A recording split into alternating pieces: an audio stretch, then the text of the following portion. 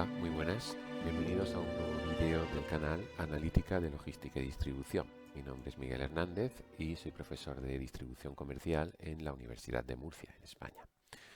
En este episodio, en este capítulo, lo que vamos a hacer es continuar con el caso de Lácteos del Sur y concretamente continuamos, de hecho vamos a terminar con lo que se refiere a la creación y análisis de KPIs logísticos. En el vídeo anterior llegamos al cálculo, presenté lo que serían todos los cálculos a realizar para presentar lo que sería el sumario de KPIs, pero llegamos hasta un punto en el que presentábamos un sumario de KPIs de la simulación que actualmente está presente en esta huella logística que tenemos en esta pestaña. Es decir, cada vez que se produce una simulación, pues se extraen unos KPIs de esa simulación. Si por lo que sea hacemos una simulación distinta, pues vemos que lo que cambia es la demanda efectiva. La demanda efectiva cambia y en consecuencia los KPIs cambian también.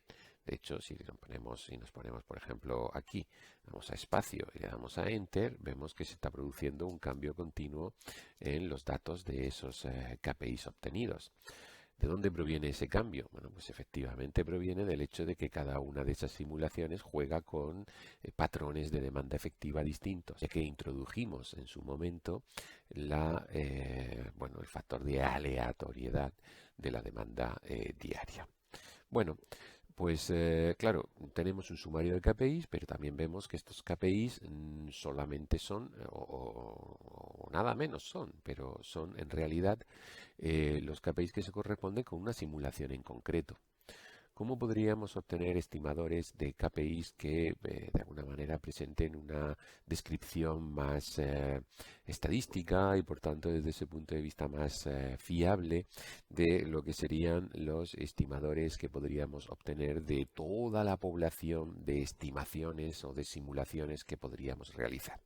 Es decir, está claro que podríamos realizar millones y millones y millones y nunca acabaríamos un infinito número de simulaciones y como los KPIs cambiarían, pues lo que nos interesa saber es cuáles serían los KPIs promedio de esta situación de huella o de esta situación de aprovisionamiento que tenemos simulada en esta tabla.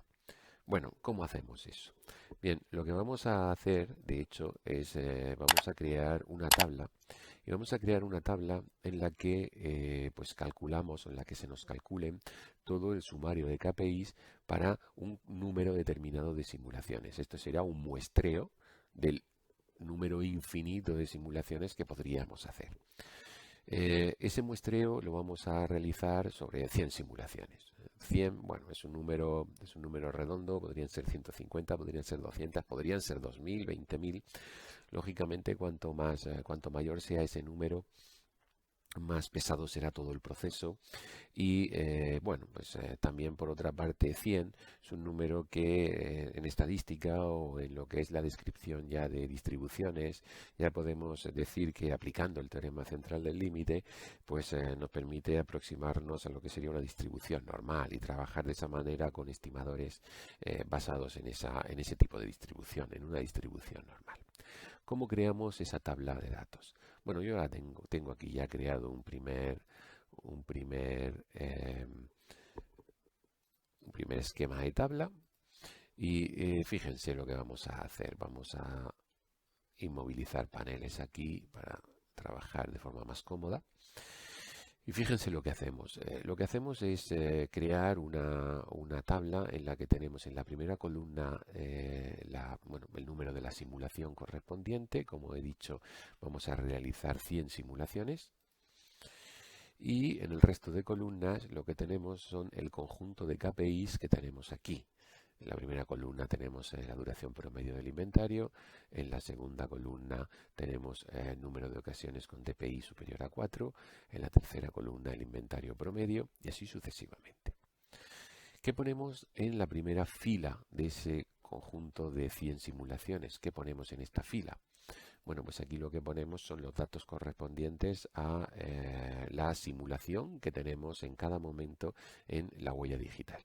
En este caso, pues ponemos L11 para DPI, porque L11 se corresponde con la duración promedio del inventario de la simulación que hemos realizado.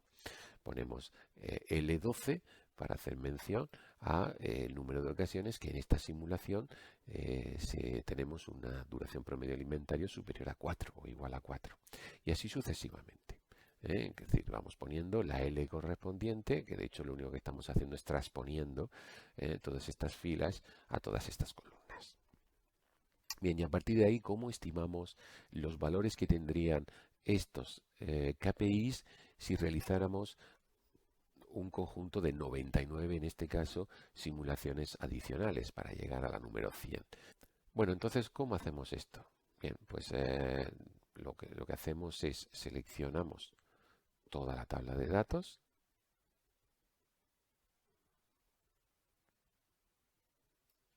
Seleccionamos toda la tabla de datos y nos vamos a Datos, Análisis de hipótesis, Tabla de datos. Y aquí lo que hacemos es, en celda de entrada columnas, pinchamos una celda que esté fuera de nuestra tabla de datos. Por ejemplo, pinchamos esta y le damos a aceptar, así de fácil. Esto lo que nos da, como les digo, es un muestreo del universo de simulaciones que podríamos llegar a hacer. Y ahora, sobre esa muestra, estamos en condiciones de calcular una serie de estadísticos. Y esos estadísticos, pues los tenemos descritos aquí. Sobre ese conjunto de simulaciones, sobre esas simulaciones que tenemos ahí, lo vamos a dejar aquí. Tenemos de nuevo los distintos KPIs y tenemos el dato promedio. ¿Qué es el promedio de DPI? Pues el promedio de DPI para las 100 simulaciones realizadas es el promedio de esta columna de DPI, de duración promedio del inventario, desde P11 a P110, desde la simulación número 1 hasta la simulación número 100. Bien, tenemos lo mismo para la media, por tanto podemos calcular la media en cualquiera de estos KPIs, evidentemente pues modificando la columna a la que hace referencia al rango de datos. Podemos hacer también un cálculo de la desviación estándar. Utilizamos la desviación estándar muestral, utilizamos por tanto la fórmula la fórmula de Excel, desviación estándar muestral, y calculamos los intervalos de predicción. Los intervalos de predicción que, bueno, pues los prefiero a los intervalos de confianza. Intervalos de predicción que nos está diciendo, de hecho, donde cae el 99% de las simulaciones que yo potencialmente podría hacer, ¿no? En el rango, en este caso, por ejemplo, de duración promedio alimentaria entre 3,33 y 3,33. Expliquemos un poquito más en profundidad esto del intervalo de predicción, que es un estadístico que es habitualmente menos utilizado que el intervalo de confianza, y sin embargo, desde un punto de vista de toma de decisiones, me parece que es un estadístico pues más útil. Bien, normalmente es más habitual escuchar hablar sobre el intervalo de confianza. ¿Qué es eso del intervalo de confianza? Bueno, pues normalmente hablamos del intervalo de confianza como si nuestra media, en nuestro caso concreto, tenemos una media de 3,52 y tenemos una desviación típica como esta que está aquí. Se habla del intervalo de confianza como una cifra que es la que viene una vez que a 3,52 le añadimos, que se denomina el intervalo L, y le restamos también lo que es esa cifra misma, el intervalo L. ¿Y qué es esa L? ¿Cómo se calcula esa L? Bien, pues esa L, eso es estadística, es el resultado de multiplicar un parámetro C por la desviación típica por la raíz cuadrada del tamaño de la muestra. ¿Qué es C? Bueno, pues C lo que es ese valor que en una distribución estandarizada nos deja a la derecha el nivel de alfa partido por 2. El nivel de error que estamos dispuestos a asumir partido por 2. Esto es C en una distribución normal estandarizada. ¿Cómo calculamos esta C? Bueno, pues si hablamos de un nivel de confianza del 99%, alfa, el nivel de error, sería de 1 menos 0,99, sería de 0,01. Por tanto, lo que tendríamos aquí sería alfa partido por 2, sería 0,005. Y ahora esta C sería el valor que nos deja aquí 1 menos 0,005, es decir, 0,995. Y ahora, ¿cómo calculamos esta C? Bueno, pues utilizamos la función de Excel, la función inversa de una normal estandarizada para 0,995. Y si hacemos esto con Excel directamente, por ejemplo, lo podemos hacer aquí, aquí lo tenemos, inversa para una normal estandarizada para 0,995. Y bueno, pues el valor que nos da es 2,5758. 2,57,6. Este sería el valor de C. Bueno, por lo tanto ya podemos calcular L, porque la desviación típica la tenemos y N lo tenemos. Así que L sería igual a 2,576 multiplicado por 0,08 y dividido por la raíz de 100. En nuestro caso son 100 los valores que componen nuestra muestra. Por lo tanto, hacemos la división de esto, sería 2,576 por 0,08, sería 0,20608 dividido por la raíz de 100, la raíz de 100 es 10, por tanto 0,02. Bueno, y entonces el intervalo de confianza sería 3,52 más 0,02 sería 3,54 y 3,52 menos 0,02 sería igual a 3,50. Y ahí tendríamos construido nuestro intervalo de confianza.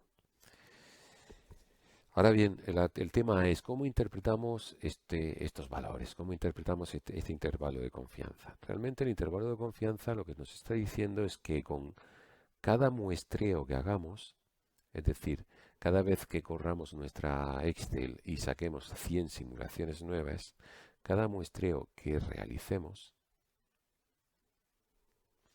tiene un 99% de probabilidad de que el valor real de la media poblacional, ¿eh? De que el valor real de la media poblacional se encuentre en el intervalo X, la media que hayamos obtenido en ese muestreo, más 0,02 como límite superior y X menos 0,02 como límite inferior. Claro, las X no son conocidas, esto habría que hacer muchos muestreos. Realmente es un dato que a mí, desde un punto de vista operativo, no me interesa mucho. No me interesa. Me interesa más el intervalo de predicción. ¿Qué es el intervalo de predicción? es el que viene dado por lo siguiente. Vamos a definirlo aquí. Intervalo de predicción.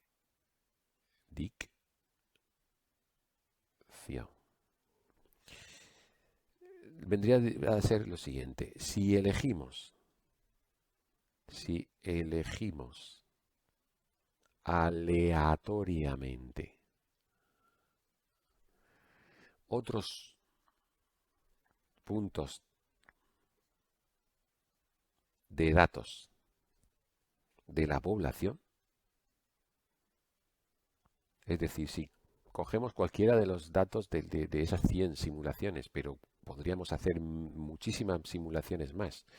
Si elegimos aleatoriamente cualquiera de esos puntos de datos, esperaríamos que el 99% de ellos caigan en nuestro intervalo, de predicción. Y esto sí que es una, digamos, una certeza, una seguridad que yo quiero tener como directivo de la empresa. Yo quiero tener la seguridad de que cualquier dato que yo pueda obtener esté en un rango predeterminado, con un porcentaje de probabilidad muy alto, en este caso con un 99%. ¿Y este intervalo cómo se calcula? Bueno, pues este intervalo se calcula simplemente, de nuevo, la nueva L, pero ahora para el intervalo de predicción será igual a C por S. Es decir, quitamos la división de la raíz por la raíz cuadrada de n, y en nuestro caso concreto esa nueva L será C, que es 2,576, multiplicado por la desviación típica, que es 0,08. 2,576 por 0,08, 0,20608. 0,20608. Y ahora nuestro rango de predicción pues se amplía, se amplía bastante y pasa de ser de 3, como era antes, de 3,54 a 3,50, pasa a ser de 3,52 a 3, vamos a dejarlo en dos decimales si acaso, vamos a dejar esto en 0,20, 3,72, 3,52 menos 3,32. Que más o menos, porque esto ya es una cuestión de decimales, pues es el rango que tenemos aquí. 3,31, 3,74. Ahora podemos decir que cualquier punto que nosotros cojamos de datos en esta Excel, en esta tabla, cualquier punto de datos que cojamos en esta tabla, cualquiera de estos, en el caso de la duración promedio del inventario, va a haber un 99% de probabilidad de que esté cualquiera de estos o cualquiera de los que podamos hacer cada vez que corramos una simulación. Por ejemplo, podemos volver a darle aquí un espacio mismo, le damos a Enter y aquí los números cambian. Bueno, cualquiera de estos estará con un 99% de probabilidad, el 99% de las ocasiones estará en este rango de 3,32 a 3,72. Y esa sería un poco la explicación de por qué utilizo el intervalo de predicción. Bien, y por tanto, ¿qué fórmula utilizamos para la estimación o para el cálculo de este intervalo de predicción? Bueno, pues esta que tienen aquí. El nivel inferior del intervalo de predicción se calculará utilizando pues esta función. El máximo entre el valor medio menos el valor generado, es decir, la C para la inversa normal estandarizada. Esto es la C de nuestra fórmula, multiplicada por multiplicado por la desviación típica. Entonces realmente tenemos la media menos la L, que hemos comentado anteriormente. ¿Mm? Y queremos que sea el máximo entre eso y cero porque no tiene mucho sentido hablar de niveles negativos en ninguna de las variables de las que hemos hablado. Bueno, quizá pueda tener sentido en el caso del margen logístico. Miren, aquí voy a quitar el máximo este, porque aquí sí podría tener sentido hablar de un nivel negativo. ¿Mm? Bien, por otra parte, el rango superior es más fácil todavía, porque simplemente lo que hacemos es añadirle a la media, es decir, en este caso a L11, le añadimos el valor C, que hemos visto antes cómo se calcula, la inversa normal, la función, utilizamos la función de Excel inversa normal estandarizada para un 99% de nivel de confianza y multiplicamos esto por el valor de la desviación típica. Y ese sería el cálculo o el modo como realizamos el cálculo de estos niveles inferiores y superiores del intervalo de predicción. Por tanto, con este sumario de KPIs con el que estamos en condiciones de evaluar cuál es el desempeño que obtendría nuestra cadena de suministro a esta plataforma, siguiendo pues, las pautas y las decisiones que se tomen o que se puedan tomar en cualquier momento. De hecho, bueno, pues lo que tenemos aquí no es nada más que el resultado de una serie de decisiones que a lo largo de los próximos capítulos, a lo largo de los próximos vídeos, pues pasaremos a cambiar, a modificar para mejorar efectivamente el desempeño de nuestro canal. Dicho de otra manera, pasaremos a pues optimizar las decisiones y esto empezamos a hacerlo ya, como digo, a partir de los próximos vídeos. Saludos cordiales, un fuerte abrazo.